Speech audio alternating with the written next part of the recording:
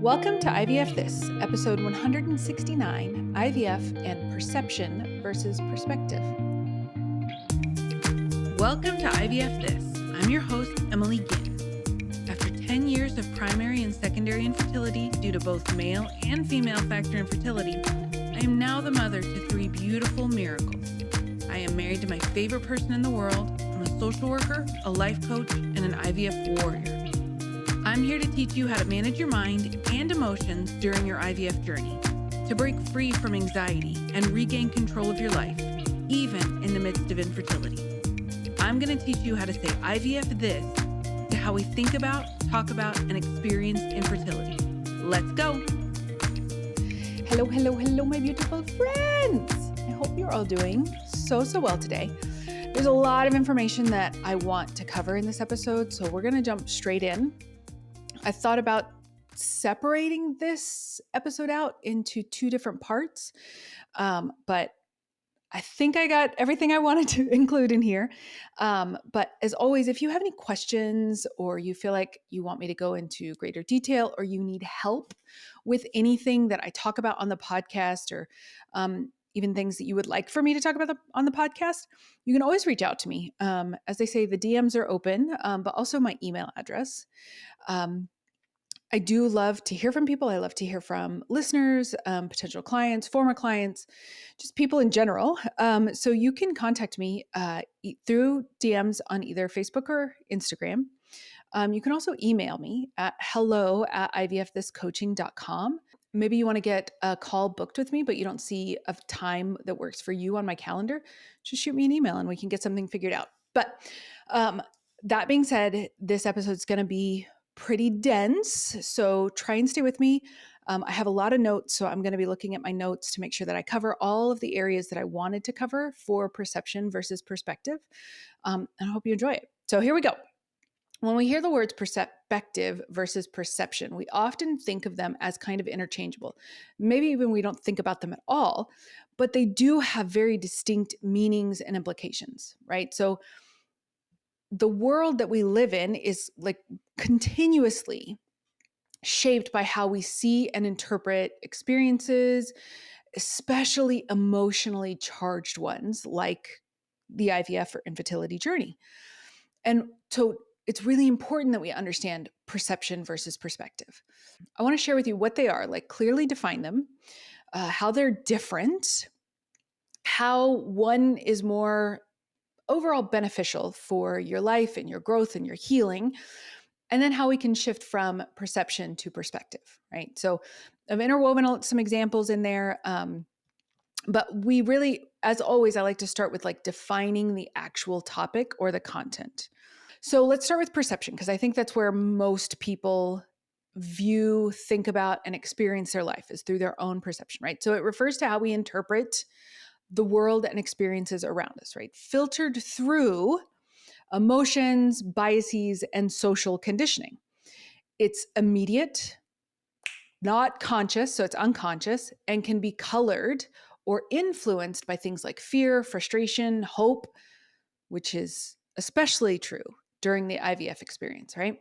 So for instance, someone experiencing infertility or going through IVF may perceive, this has definitely been true for me, a pregnancy announcement as a reminder of our own struggles, right? I think if we got down to the bottom of why birth announcements, why pregnancy announcements, why gender reveals are so triggering for us within the infertility IVF community, it is that.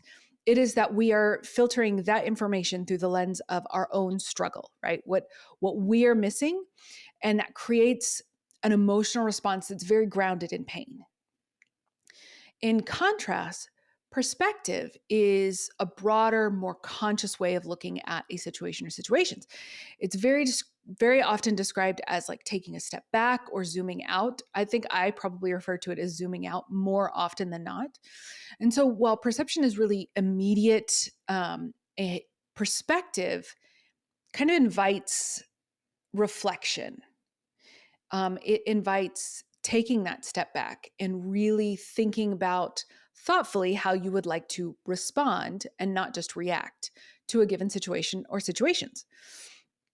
And so within IVF, maybe perspective might look like recognizing that your friend's pregnancy doesn't diminish your own chances of pregnancy, or what is often kind of triggered, your worthiness as a parent, right? Just because your friend got pregnant or your acquaintance got pregnant or your family member got pregnant doesn't mean that they are more worthy and hence you are less worthy or anything like that, right? These are the things, that the thoughts and the experiences that we have that color the way in which we experience and engage in the world. So the difference is, to really help you guys understand what the difference is between perspective and perception, while related, serve different functions, right? And how we process and interact with the world around us. So the distinctions come especially in those emotionally driven, emotionally charged experiences. So because of that, everything feels more magnified, right? Because IVF is such an emotionally charged experience, it's like a giant spotlight is shown on how you already perceive and move through the world, right? Most often, nothing dramatic changes about how we function in our lives, right? While we maybe have always struggled with worthiness, having a child isn't going to change our struggle with worthiness, right? That's just that's something that we think is going to happen. Like, once I have this baby or once I get pregnant, I'm going to get to think or feel a certain way. And that's just not true, right? It will just morph and shift. And the lens through which you perceive things is going to be a little bit different, but it doesn't fundamentally change. IVF and infertility hasn't fundamentally changed how you move through the world, how you think about yourself, how you think about your life. It's just shown a gigantic spotlight on all of those things. So the biggest difference between perception and perspective is that they are both, one is time sensitive, and they're both emotional reactions. So perception is this immediate emotional reaction that we have to events and experiences. It's reflective, like I said, it's unconscious, and it's really closely, deeply tied to our psychological state of mind, particularly in that moment. So going into maybe a clinic appointment first thing in the morning, it's going to, your experiences of IVF to that point, it's going to create probably a lot of anxiety for you, maybe some excitement. Our body can't really tell the difference between excitement and anxiety. Feels very similar to us, in our body, and the experience of anxiety versus excitement. But we might have this surge of anxiety, or maybe even surge of sadness, when we think about what we maybe have been through in the past, and maybe we're not feeling terribly hopeful moving forward. All of those are perceptions, right? Those immediate emotional reactions that we experience. Perspective, on the other hand, like I said, requires time and space. You don't generally get perspective right out of the gate. You get perception right out of the gate. When we talk about perspective, it's reflective and deliberate. It's intentional. It allows for the emotional immediacy of perception to be tempered and understood through the lens of context, reasoning, and that zoomed out view. Perception being reactive, perspective is maybe proactive. You could probably call it that. It's enabling you as an individual to pause and assess and to choose a more measured or deliberate response.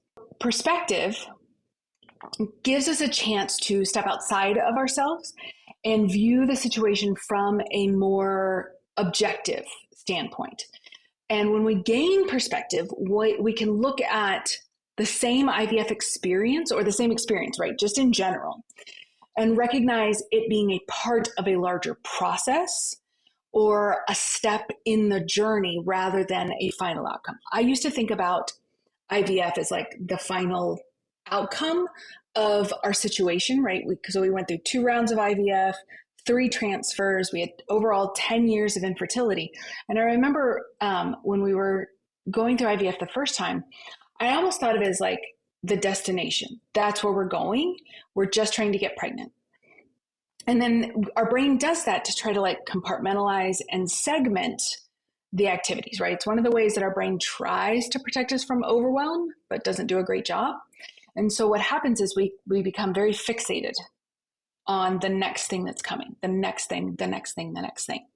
And that's, again, another difference between perspective and perception, is that perception tends to be much more rigid. It's influenced by, again, beliefs, automatic emotional responses, experiences, biases, conditioning. It's much more difficult to change perception once you formed it. So one of the most common examples of this like really fixed or rigid perception is that someone going through IVF, yourself or someone else, might feel that they are broken or undeserving of either a healthy natural pregnancy, a pregnancy in general, children, all of those things, right? And so these perceptions, again, they didn't just start with IVF. You've probably had that playing in the background of your brain in some way or form throughout most of your life. But the perception persists and it shapes every aspect of the fertility journey. So then you are looking at every experience of your fertility journey through that lens of I'm broken or I don't deserve this, which just compounds our pain, just compounds our frustration and our suffering. Perspective, though, is like adaptable. It can evolve over time as we process and reflect on our own experiences. It offers flexibility in reinterpreting difficult events. It allows us to move from a place of pain to acceptance and understanding.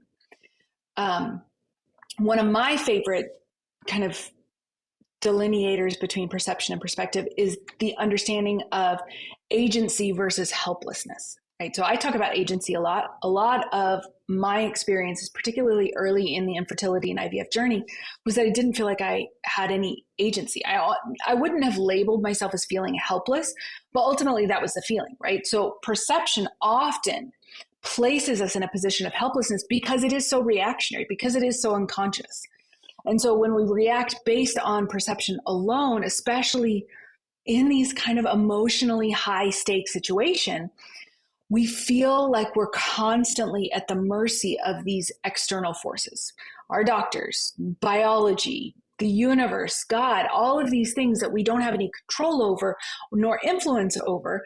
But this perception reinforces this feeling of powerlessness, where emotions dictate responses rather than any sort of mindful action that we would want to intentionally or deliberately take.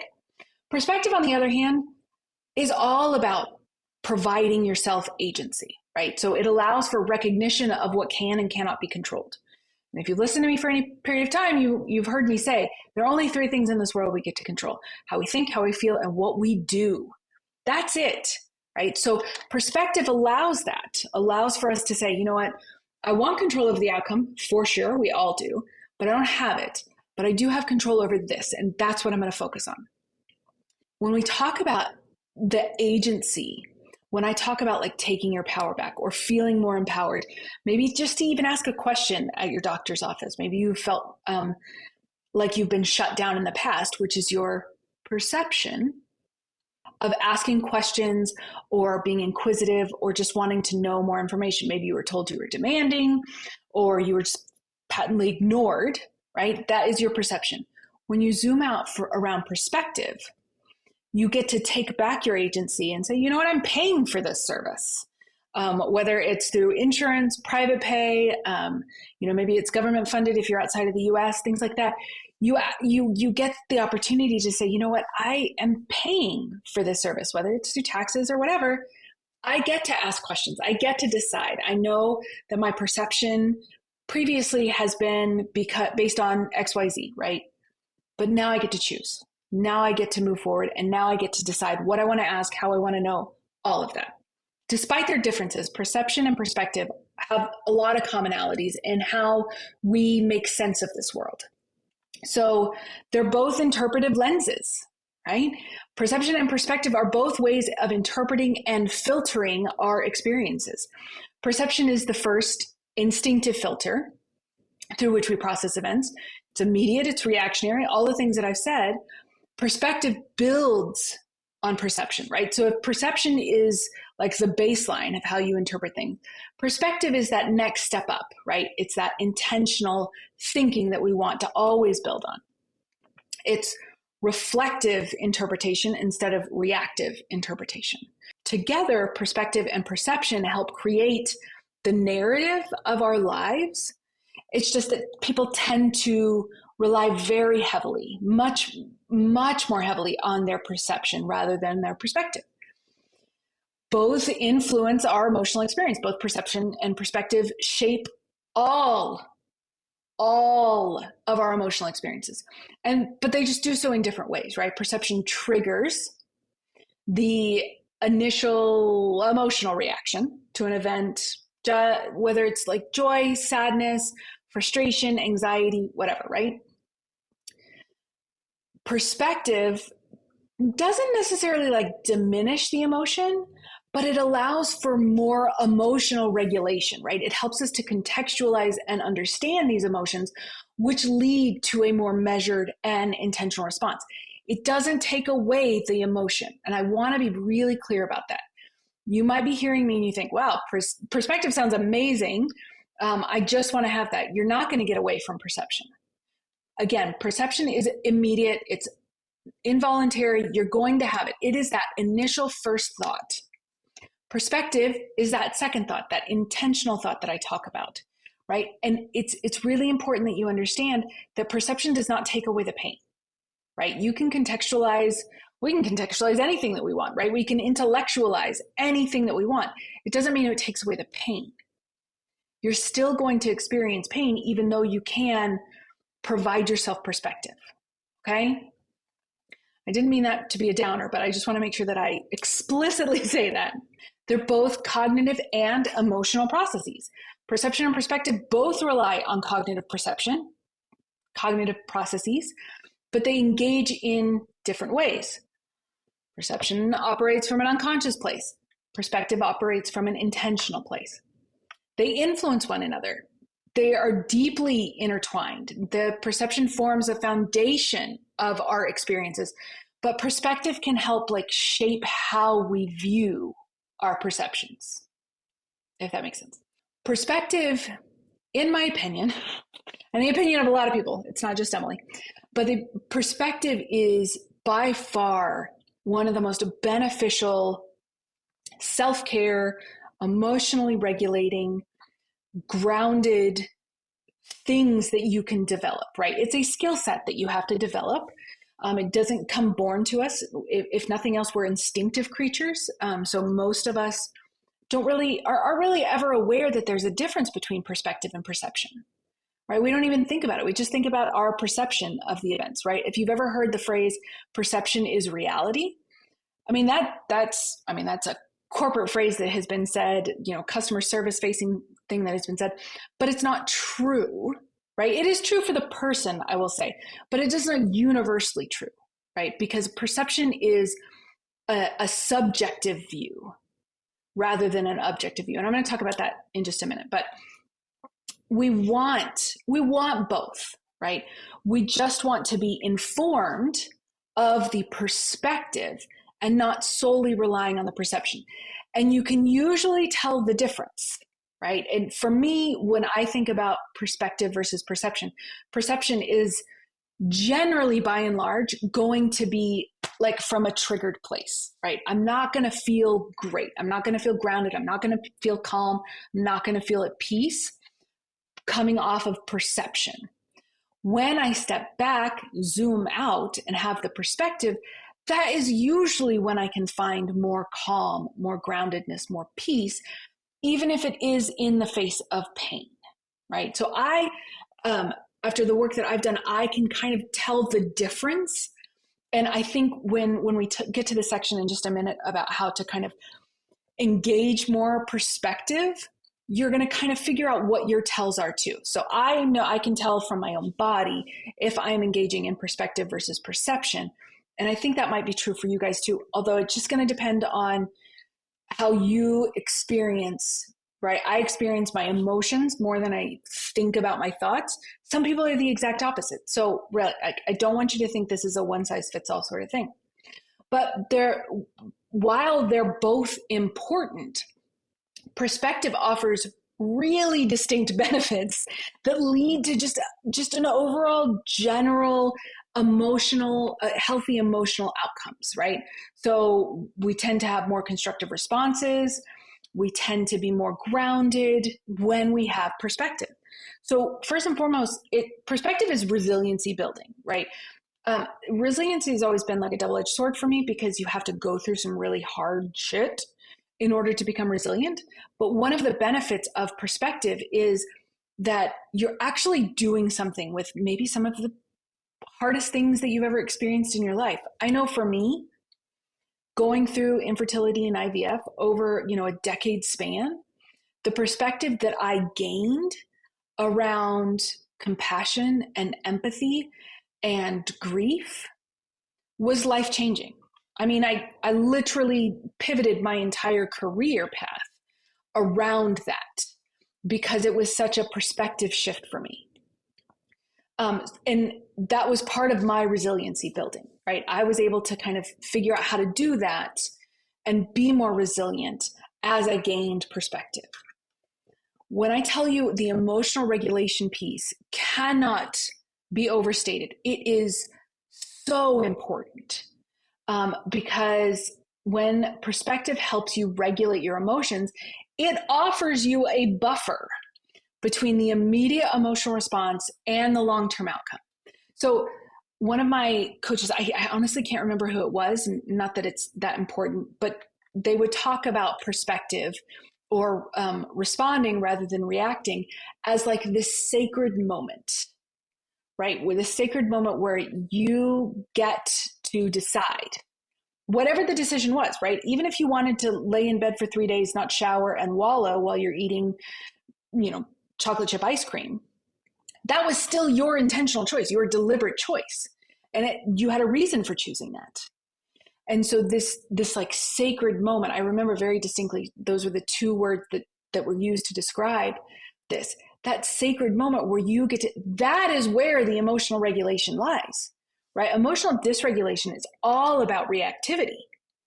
And so when you're able to take that beat, to zoom out, step back, whatever verbiage rings true for you, that is inherently emotional regulation.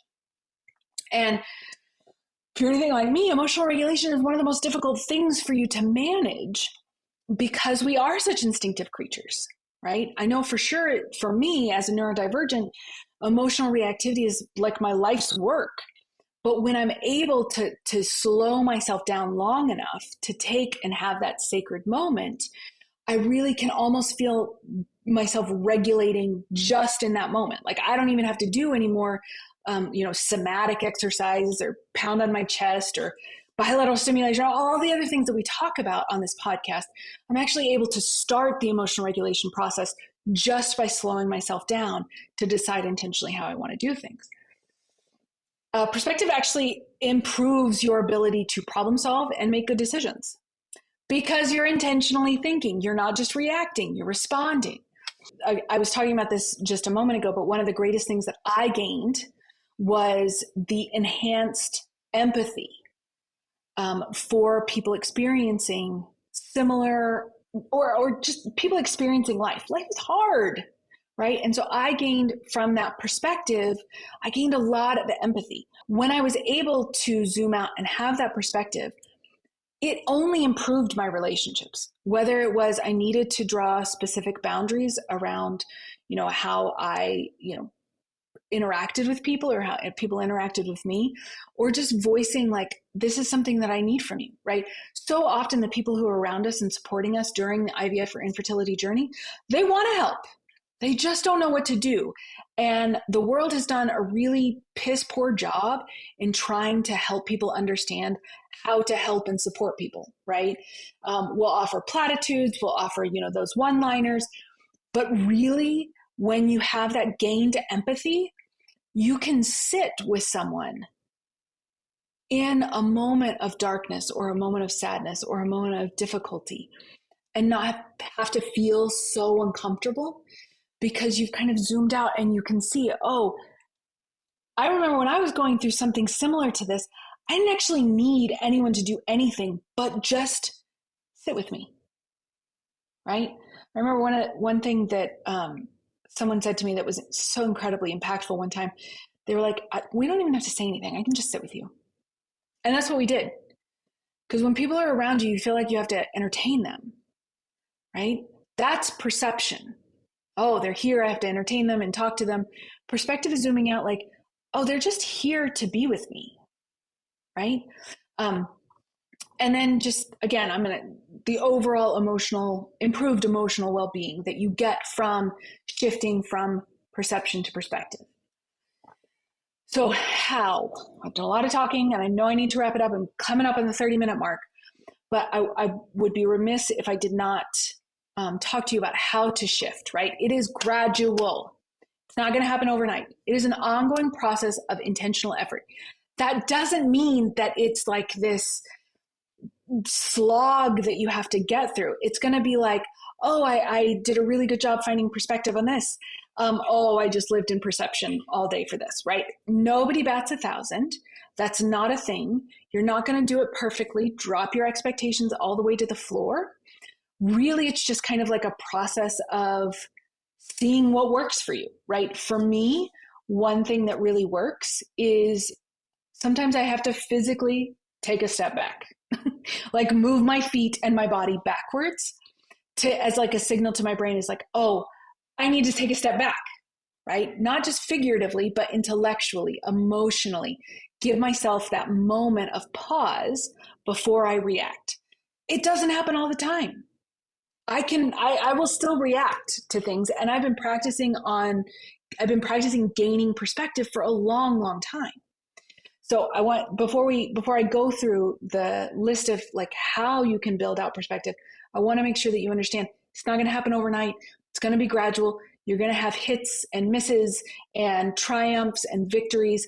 And it's going to feel like you're just like throwing a dart at a dartboard in the dark. You don't even actually know for a little bit. And then you'll start learning more about yourself as your perspective shifts and as it expands and widens and becomes much more easily understood, right? You can actually understand your reactions more and more the more you practice this. Okay, so you guys know that I talk about mindfulness all the time. Mindfulness at its core is developing perspective, right? So whatever aspect of mindfulness that you want to engage in, whether that's journaling, whether that's meditation, physical activity, I do a lot of perspective shifting on my runs. I run 3 to 4 days a week. And a lot of that work, even if I'm listening to music or an audiobook or something like that, a lot of that work is done inside my head during those runs. So whatever it is, you're just wanting to create a pause between the event and your response or the emotion, okay? That is the space, that sacred moment that I was talking about just a minute ago that allows for reflection, right? When we can start acknowledging the emotion, right, the event and then the emotion, we can then start asking ourselves 3 of the most powerful questions. And they seem simple, like ridiculously simple. They're extremely powerful questions, in my opinion. The first question that I generally ask myself is, what else might be true in this situation? What else might be true? There are more than one possibility. The one possibility that you're thinking of that's causing the emotional reaction, that is your perspective. When you ask yourself what might also be true, you're gaining that zoomed out lens, right? There might not be any other true or truth examples in what you're thinking about, but the fact that you've considered that there might be alternate information in what your perception is, that's how you gain perspective. An alternative to that question is, how might I be wrong? I don't tend to ask myself that question because it's the fundamental belief of Emily not being wrong. I'm wrong all the time, actually. But it really just depends on like for me, what else might be true in this situation feels much more open. How might I be wrong? Doesn't feel quite as open. So that's one that I tend towards. But you might like what could I be, how could I be wrong about this, right? Another really powerful question, especially like when I'm journaling, that I'll ask myself is, how would I view this experience if I looked back a month, 6 months, a year from now, right? Just gaining that zoomed out lens. And then what can I learn from this moment that will help me in the future, right? A lot of times when I would ask myself that, the answer was just, I didn't fall down a hole and die. I got my heart broken. I'm devastated. We lost the embryo. We lost the baby. Whatever, no matter the situation, no matter the experience, there is something to learn from that, right? It doesn't have to be like, I'm not suggesting that there has to be like silver linings or, a phoenix rising from the ashes out of every experience. We don't often get that. But in those moments, particularly when you're really reactive, for me, I think about this a lot whenever I get angry about something. What can I learn about myself or the situation that will help me in the future? A lot of the work that I do around cognitive behavioral therapy, particularly acceptance and commitment therapy, was just one of the largest therapeutic modalities that I pull from in my practice, focuses a lot on creating perspective. I did an entire podcast episode, this was a couple of years ago now, called Lessons from ACT, Acceptance and Commitment Therapy. If you're interested and you like kind of how I break things down and talk about these things, I strongly encourage you to listen to that episode, because that is probably, for me, one of the most dynamic and helpful therapies that have come in the history. I love acceptance and commitment therapy, but it is often about kind of just shifting your perspective from this is what happened and this is horrible, a lot of black and white thinking, a lot of rigidity, to that perspective of maybe this could also be true, right? Maybe I'm not 100% correct, that this is the only possibility. And so even if you never get on a call with me, we never work together, if you're interested in like seeking therapy or counseling, I would strongly encourage you to look for a therapist who maybe specializes or uses the acceptance and commitment therapy modality. It's an incredible therapeutic technique, but allows for a lot of reframing, by the way, that doesn't deny or minimize your pain. It just shifts from, maybe you're blaming yourself. So the reframe would be around how this horrible thing happened, but maybe it wasn't your fault, right? So that's what I mean by reframing. Compassion. If we had a drinking game for every time I talked about self-compassion, you guys would be drunk every single episode. Kindness, just being kind to yourself, right? I had a client who, one of the sticky note thoughts, so basically a thought that you can write down and have close to you on a sticky note, was, this is hard, I don't have to make it harder on myself, right? She wasn't saying she was an amazing person. She wasn't saying, glowing, lovingly things to herself. We weren't quite there yet. But all she was acknowledging was like, I don't have to take this out on myself. Like, it can be hard. I don't have to make it harder on myself. Finding common humanity in other people. A great example that I had just from my client a couple of days ago was how she was talking to her friend who recently announced that she was pregnant, and they were talking about Facebook posts. And my client was saying, sometimes I feel kind of triggered. Like, she wasn't blaming. It was a very pleasant, wonderful conversation. But her friend said, sometimes when you post about your grandmother and grandparents and how healthy they are, and how much you do with them and how interactive you are, and my grandparents are gone, right? That what provided a perspective shift of like, oh, this is the humanity of feeling loss and feeling pain. That's a shared human experience that we can pull from. And then last but certainly not least, it's never least, seeking or finding support that allows for external perspective, whether that's coaching or therapy, support group, something like that. Invaluable, right? I am always here. I would love to meet all of you who listen to this podcast. I know that that's not a realistic expectation, But I would invite you to find some sort of support that offers you external perspectives, not just validation, right? We all need to be validated for sure. Validation only takes us so far, right? You want to get a little bit further and start managing those emotions, start managing those things. That's when you need the external perspective to help. Okay. I know we covered a ton of information today. We went a little bit long. I do apologize, but I hope this was as beneficial as I think it is, just understanding it. But that is what I have for you this week. Have a wonderful week, and I'll talk to you soon. Bye-bye. Thank you for listening to this week's episode of IVF This. If you like what you've heard, click subscribe and follow to make sure you don't miss an episode. And if you want to learn more, head over to www.ivfthiscoaching.com to learn how to work together.